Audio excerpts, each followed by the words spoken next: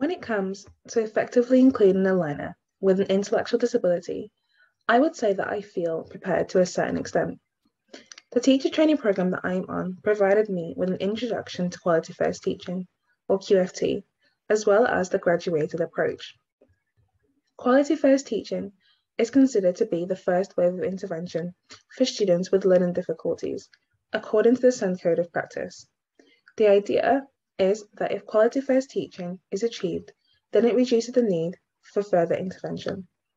This kind of teaching consists of scaffolding or extra support in tasks, explicit instruction, high expectations, high levels of engagement through questions, metacognitive strategies, and many others.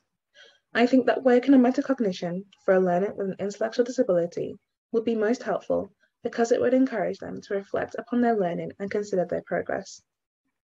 As I mentioned earlier, preparation for including learners with intellectual disabilities also comes in the form of the graduated approach, the second wave of intervention.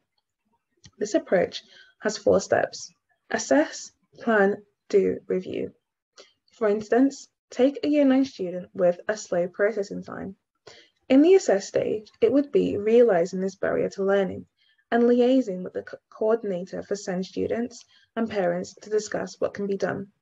In the planning, it would look like putting in place an intervention to aid with this. This might be offering extra time in tasks. This would then be carried out in the do stage and reviewed in the final step to measure the success of the intervention. In my classes, as a secondary English teacher, I tend to focus on quality first teaching because good teaching for SEND students is good teaching for all. In one of my classes, I introduced a scaffold to aid with the analysis of 2 poems. The scaffold was given to all students but was created mainly for the students with intellectual disabilities. For the first poem, they were given several quotations and 3 quotations to answer per quotation, and 3 questions to answer per quotation. This was to prepare them for writing an extended response, comparing the 2 poems. When they received the same scaffold for the second poem, they noted on how easy the task was compared to the last time when they struggled more.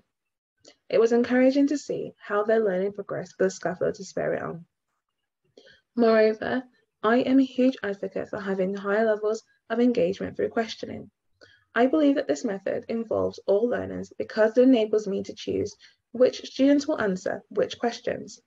In the case of having a learner with an intellectual disability in the class, I may build the questioning from accessible, starting with such a learner, to more challenging.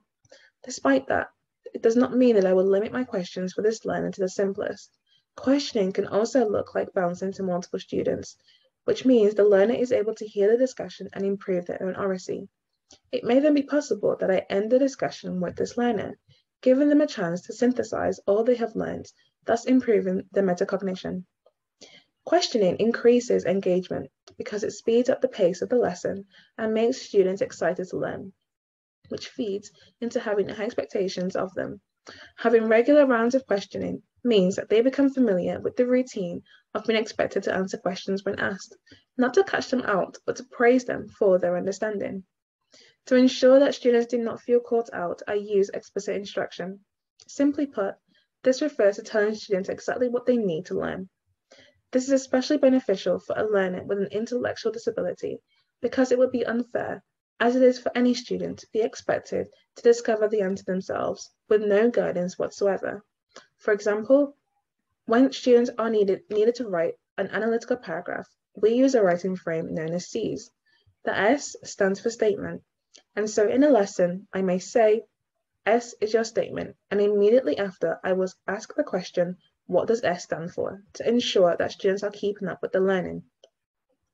Pairing explicit instruction with questioning looks like asking questions during every single part of the lesson, explaining a task, analyzing a text, or during teacher instruction, for them to embed their knowledge and check their own understanding.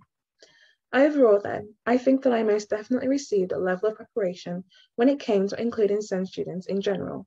However, I believe that there is a need for a more targeted training on how to include learners with no capacity to access the work at the necessary key stage.